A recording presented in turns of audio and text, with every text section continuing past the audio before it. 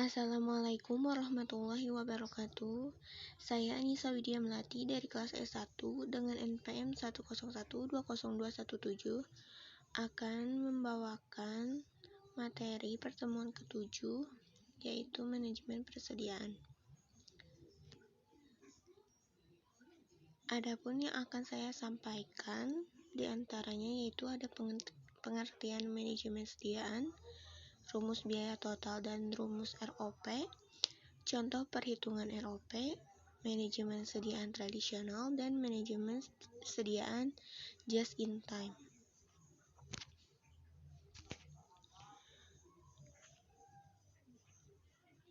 Yang pertama, ada pengertian manajemen sediaan, yaitu mengatur persediaan barang serta biaya yang terkait yang dimiliki perusahaan termasuk memperoleh persediaan, penyimpanan hingga persediaan tersebut dapat dimanfaatkan. Jenis persediaan dapat berupa barang dalam proses, barang jadi, bahan baku, bahan pembantu, serta barang suku cadang. Adapun kebijakan mengenai sediaan, yang pertama menentukan banyaknya barang yang harus dipesan atau diproduksi, dan yang kedua menentukan kapan pesanan dilakukan atau setup dimulai. Bahasan yang kedua yaitu rumus biaya total dan ROP.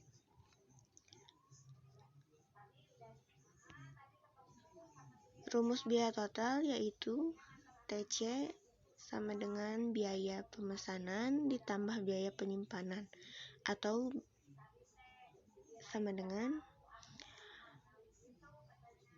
P kali D per Q ditambah C kali Q per 2, di mana TC yaitu biaya total, P biaya pemesanan atau setup, D permintaan tahunan yang diketahui, Q jumlah unit yang dipesan dalam setiap pemesanan, dan C yaitu biaya penyimpanan sediaan selama 1 tahun. Selanjutnya ada rumus ROP atau reorder point, yaitu tingkat penggunaan waktu dikali waktu tunggu ditambah safety stock.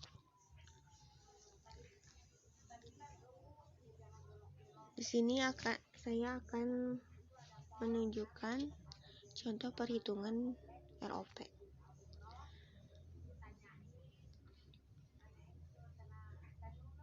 Diketahui PT XXX adalah perusahaan yang membuat pakaian dan ingin memesan satu kain sebagai salah satu bahan produksi. Kapasitas produksi yang mampu dibuat dalam waktu 1 hari adalah sebanyak 300 pieces. Lead time ataupun waktu yang dibutuhkan untuk memesan bahan baku dari pemasok adalah selama 20 hari. Perusahaan memiliki kebijakan untuk melebihkan persediaan bahan baku sebanyak 10% sebagai safety stock. Yang ditanyakannya, berapa nilai reorder point untuk bisa memesan kembali kain untuk bahan baku proses produksi perusahaan PT XXX? Jawabannya yaitu ada di rumus tadi, yaitu tingkat penggunaan dikali waktu tunggu ditambah safety stock. Kita tinggal masukkan saja tadi 20 hari dikali 3000 pieces yaitu 60.000 pieces. Safety stocknya tadi kan 10% dikali 60 pieces yaitu 6.000.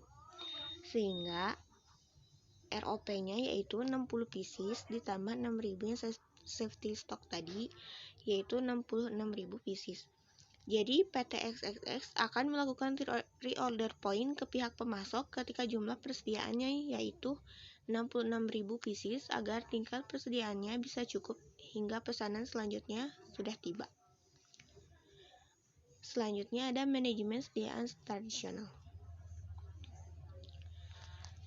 Pengertiannya yaitu pendekatan tradisional menggunakan sediaan untuk mengelola trade-off antara biaya pemesanan, biaya setup dengan biaya penyimpanan.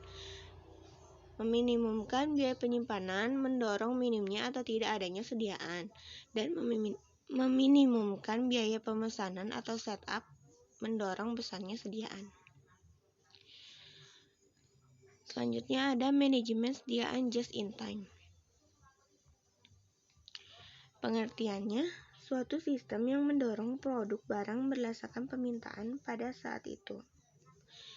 Bukan melalui mekanisme terjadwal yang didasarkan pada antisipasi atas suatu permintaan, dengan kata lain hanya memproduksi sesuatu yang diminta dan hanya sebesar kuantitas yang diminta.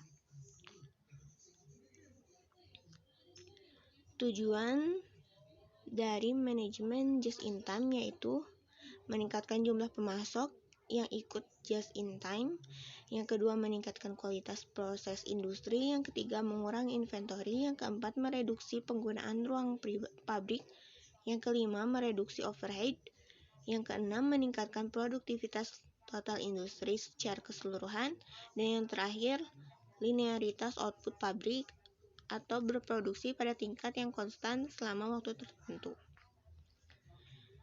Adapun perbedaan sistem just in time dan sistem tradisional. Yang pertama, just in time ada sistem tarikan dan tradisional sistem dorongan. Yang kedua, persediaan tidak signifikan dan persediaan signifikan. Yang ketiga, basis pemasok sedikit, yang tradisionalnya basis pemasoknya banyak.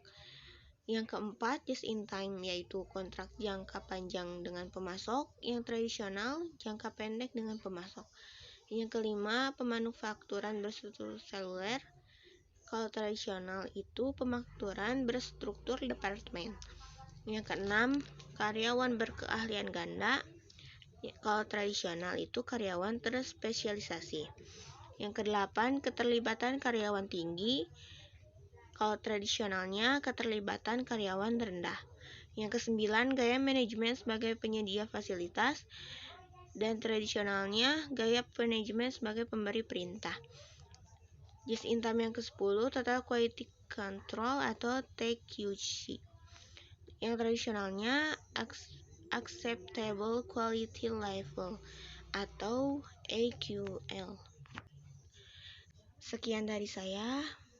Mohon maaf apabila ada salah kata atau salah penyampaian. Terima kasih. Wassalamualaikum warahmatullahi wabarakatuh.